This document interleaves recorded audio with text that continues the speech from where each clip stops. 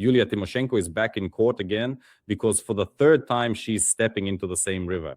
All this keeps going on, and perhaps she can be called that politician who is constantly going through lawsuits, criminal cases, suspicions, and so on. In other words, this is not her first time. And by the way, Yulia Volodymyrivna's behavior in court today is a case in point.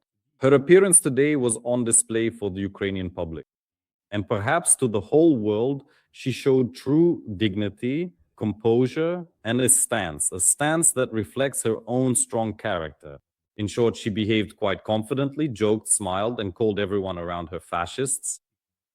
Let's talk about this now. The High Anti-Corruption Court set the bail amount, let's start from the end, at 33 million hryvnias.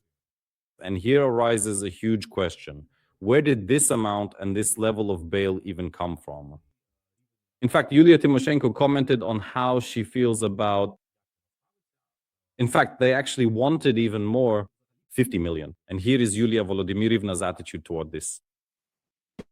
Because there is no real energy, friends, in such courtrooms and in such proceedings. All of this is done purely as a big PR stunt.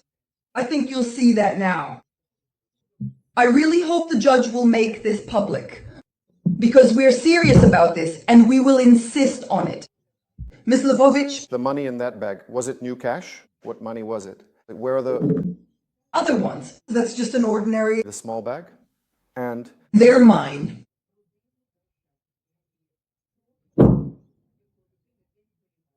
I was protecting my child. My family. To guard them, you keep them safe. I kept them somewhere. Okay, so that's money in a Nova Poshta bag, fine, but 50 million, right? I am curious if you have any insight into what the prosecution's underlying reasoning and specific motivation was for setting such an unusually exorbitant bail amount, especially considering the fact that they claim to have caught you red-handed.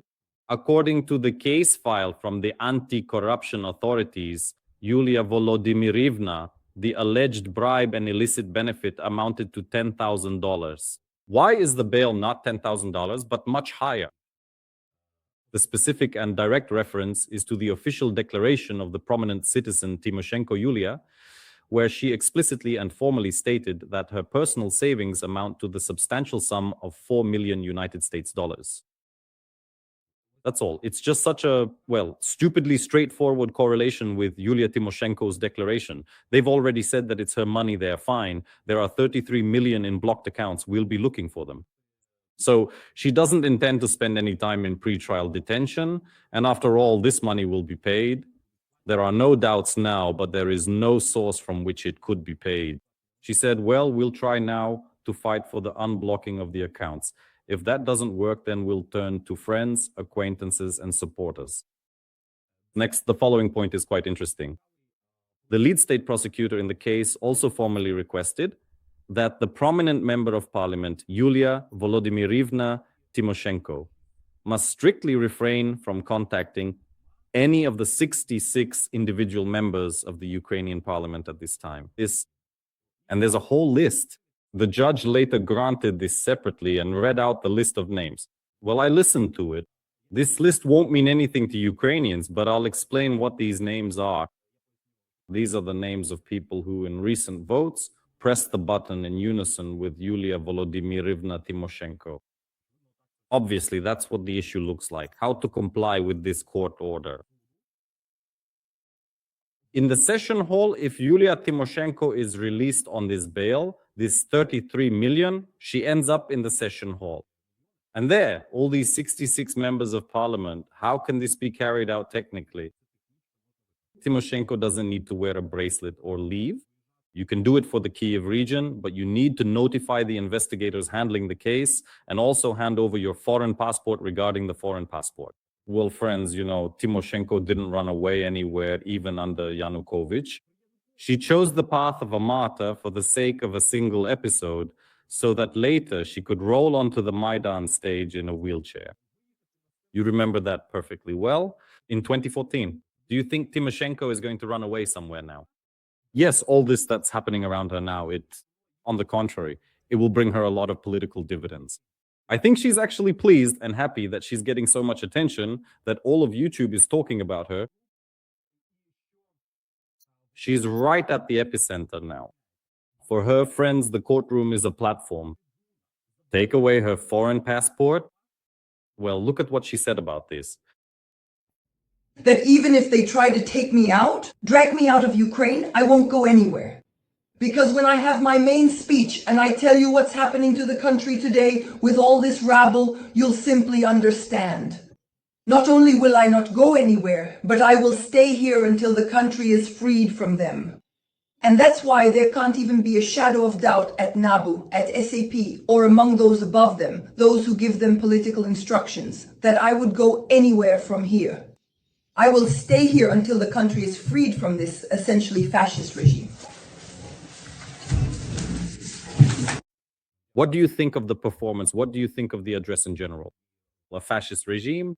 Now it turns out we have, well, that was an emotional outburst just now, but I don't think it was accidental. Listen, this phrase right now, it basically destroys, I want to tell you, it destroys the whole theory.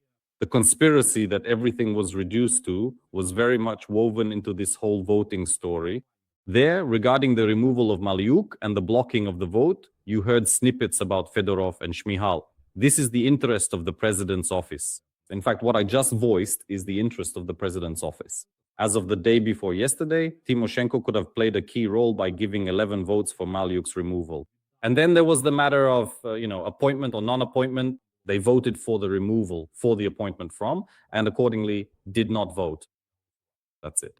And perhaps some kind of reckoning from the anti-corruption bodies is coming, which are in an antagonistic position both towards the office and the actions of a particular political force. But then Tymoshenko would theoretically have had to be in alliance with this so-called fascist regime, as she puts it.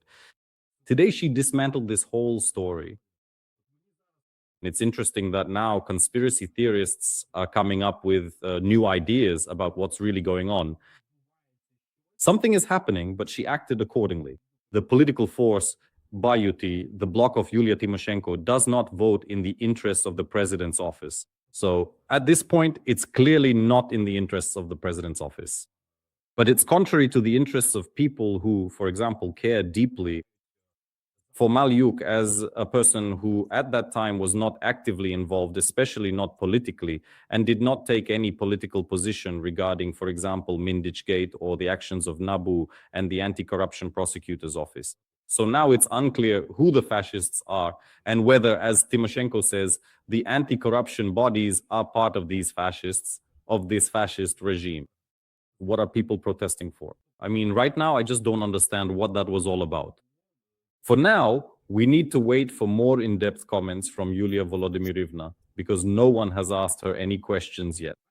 Who exactly did you call fascists, a fascist regime? That was very strong, and you heard the reaction accordingly. Now, there's a completely strange story with Yuliia Volodymyrivna Tymoshenko's mobile device. It's strange because during the searches at Tymoshenko's office, an iPhone was seized. Supposedly, they wrote that it was a 13th model, allegedly used for deep secrecy. Yuliia Volodymyrivna in negotiations with a member of parliament whom she allegedly tried to bribe, and apparently there is already a surname, which I will mention later. Then it turned out that Tymoshenko also came to the courtroom for the iPhone. Only this was a different iPhone, already a 17 or some other model. She even joked when it was noted that they had seized a 13, and she said, then more details about the phone emerged, and here's what the Telegram channel Alex Parker Returns writes. An iPhone was seized, the prosecutor stated. Pay attention, it was a 13, not even a 17, Tymoshenko clarified. And it turned out to be an iPhone 14 Pro Max. So not a 13, but a 14. Among the messages with a certain contact, I'm not going to name them, there are conversations about voting on personnel appointments, the prosecutor continued. And here he tried to mislead. So after all, it was the 14th. My foundation ended up here. We continue to observe this farce of a trial. There's a lot of irony here, but at least they could have prepared when it comes to the phone names so as not to get confused, because this once again confirms Tymoshenko's own claim. The case was put together very hastily. Here we see some obvious details, this kind of attention to details. So who was the correspondence with? Tymoshenko. They say, well, not just say, it was stated rather softly with hints in court. Why? This is because Yuliia Tymoshenko recently made a formal statement suggesting that perhaps that is exactly what was originally meant. For instance, People's Deputy Kopytin, representing the Servant of the People political party, who, according to the extensive legal materials carefully studied by her dedicated defense team, reportedly tried to contact Tymoshenko right on the very eve of this specific search, and accordingly, the issuance of this formal suspicion. So she says it's Kopytin, summon Kopytin to court. The prosecutor will refuse to summon Kopytin to court, which suggests that obviously People's Deputy Kopytin somehow occupies a certain role in this whole case. Now you see a presentation slide. This is what I discovered during my research and what immediately occurred to me. The most recent instance of such a public scandal involving Mr. Kopytin. This particular event took place in the summer of last year, and as one might naturally expect, it was centered entirely around the gray accounting, for there was truly nothing else it could possibly be, specifically about money with one of the airlines. That's all for now. What was all this called? It was called that because at the center of the scandal was the pro-Russian Roman Mileshko and his company Enzo Operations and the airline Constanta. And salaries on paper were 14 to 22,000 hryvnias. In other airlines for the same positions, according to media reports, salaries range from 100 to 170,000 hryvnias per month. So the final result of the shadow accounting for this particular company is 527 million that did not make it into the budget.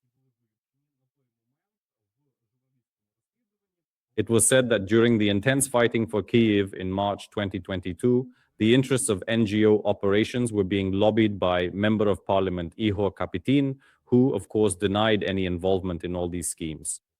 But perhaps it was at that time that Mr. Kopytin began some kind of communication with the anti-corruption agencies, and maybe this is exactly the case in question.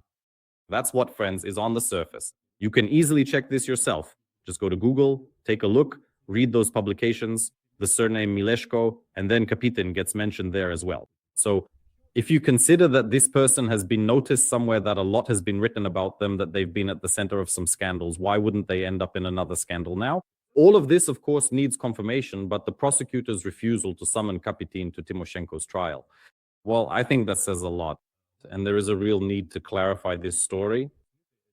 Once again, yes, and one more thing before we finish. Could it be Kopytin or not? Could it have been someone else?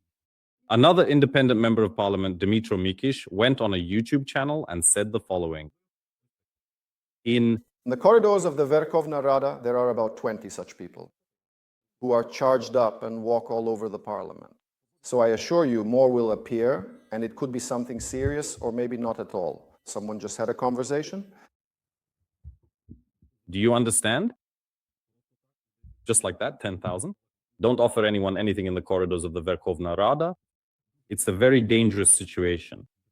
At once, 20 deputies could offer you to take this money. And then who knows where that will lead? That's if you believe the non-factional Dmytro Mikisha. So Yuliia Volodymyrivna, it turns out that this is only the first person involved in the first such case. There will be more to come. And this, of course, is a very interesting story. Aimed at whom? Aimed at the situational coalition, at the existing pro-presidential majority, at the singular mono-majority structure, or something like that.